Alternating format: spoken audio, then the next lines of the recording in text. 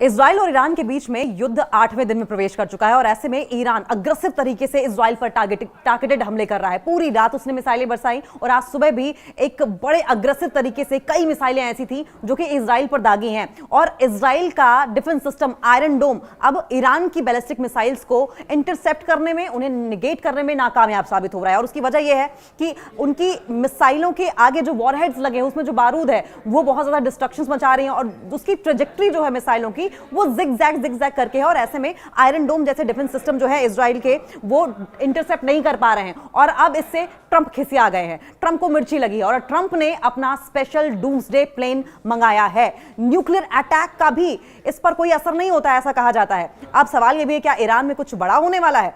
Israel Iran में बढ़ते तनाव के बीच अमेरिका के डूम्सडे प्लेन की हर तरफ चर्चा हो रही है, हर तरफ इसकी बातें हो रही हैं। और इस मिलिट्री प्लेन E-4B को उड़ान भरते हुए देखा गया है जो कि न्यूक्लियर हमले को भी झेल सकता है। इसे फ्लाइंग पेंटागन भी कहा जाता है।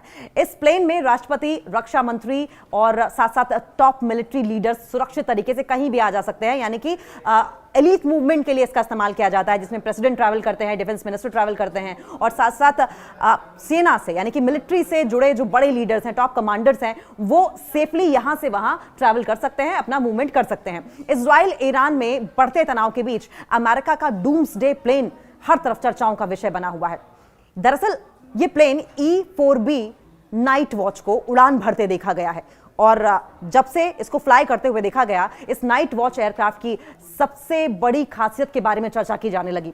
यह विमान परमाणु हमलों को भी झेल सकता है।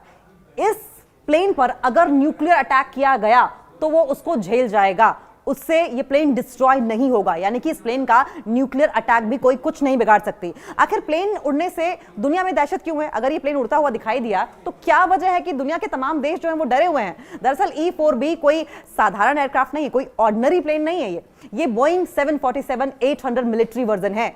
अगर जमीन पर न्यूक्लियर अटैक होते हैं तो ये अमेरिका के टॉप लीडर्स को लेकर आसमान से बहुत ही सेफली, बहुत ही आसानी से दूसरे देश में जा सकता है। यानी कि कितने भी अटैक्स होते रहे, उन अटैक्स को वो दरकिनार करके वहां से फ्लाई करते हुए सीधा किसी और देश में या फिर किसी सुरक्षित जगह पर जाकर लैंड करेगा। और इसीलिए इस प्लेन को फ्लाइंग पेंटागन भी कहा जाता है।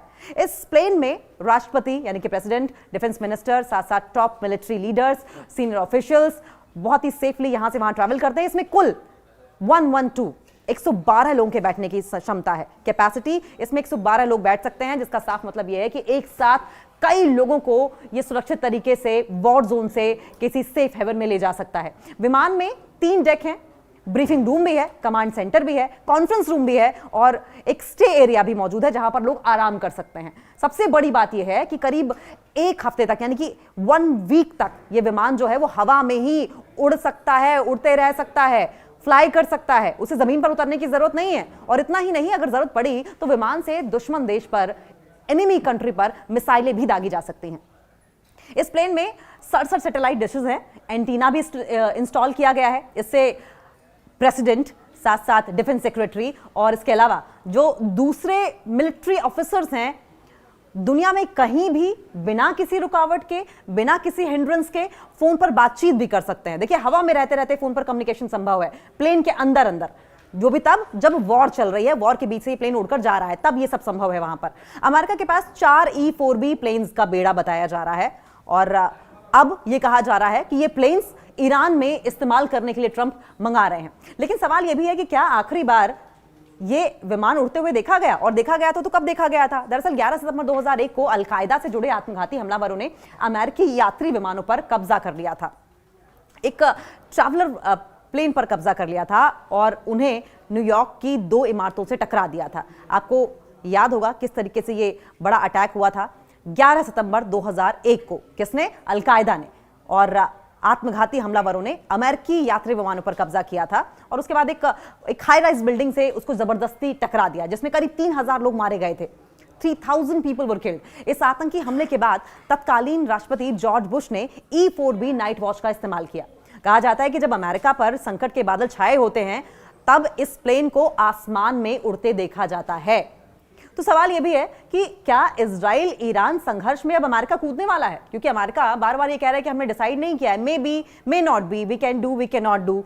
तो सवाल यह है कि क्या इस विमान के उड़ते हुए देखे जाने के बाद ट्रंप अपना मन बना चुके हैं कि वो ईरान पर अटैक करेंगे, और ईरान पर अगर अटैक करेंगे तो क्या ये वर्ल्ड वॉर की आहट होगी, क्योंकि अगर ट्रंप इस युद्ध में कूदे तो ईरान की ओर से चाइना और रशिया जरूर बैकिंग के लिए खड़ा होगा, और वो भी न्यूक्लियर कंट्रीज हैं। इस प्लेन को उड़ान भरते हुए देखे जाने के बाद अब इस बात की अटकलें लगाई जा रही हैं, इस बात के कयास लगाए जा रहे हैं कि क्या ईरान इजराइल संघर्ष में अमेरिका भी कूद सकता है, क्योंकि विमान को अमेरिका के लुइसियाना में बाकर्सडेल एयरफोर्स बेस में ट्यूसडे को शाम 6 बजे के पहले उड़ान भरते हुए देखा गया था, और ये प्लेन करीब रात 10 बजे मैरीलैंड में जॉइंट बेस एंड्रूज पर उतरा।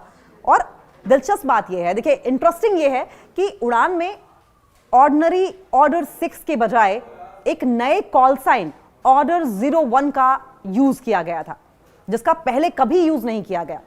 ईरान पर अटैक कर सकता है क्या अमेरिका, यह भी बड़ा सवाल है। इस विमान की चर्चा इसलिए भी हो रही है, ये प्लेन इस वक्त चर्चाओं का विषय इसलिए भी बना हुआ है क्योंकि ट्रंप प्रशासन जो है ईरान के अंडरग्राउंड न्यूक्लियर अड्डों पर अटैक करने की प्लानिंग कर रहे हैं। आपको बताते चले कि अमेरिका के राष्ट्रपति डोनाल्ड ट्रंप ने ईरान पर अटैक की योजना को मंजूरी दे दी है, ऐसा कहा जा रहा है। हालांकि ईरान जिस तरीके से एक के बाद एक कई बड़े बम वर्षक साथ साथ मिसाइलें वॉरहेड्स के साथ इजराइल पर तबाही के लिए भेज रहा है, उससे तो यही साबित होता है कि एक बड़ा जखीरा ईरान के पास है। ईरान काफी मजबूत स्थिति में दिखाई दे रहा है, और अब जो अंडरग्राउंड उसकी न्यूक्लियर साइट्स है, इजराइल और साथ साथ अमेरिका उसे तबाह करने पर जुटे हुए हैं।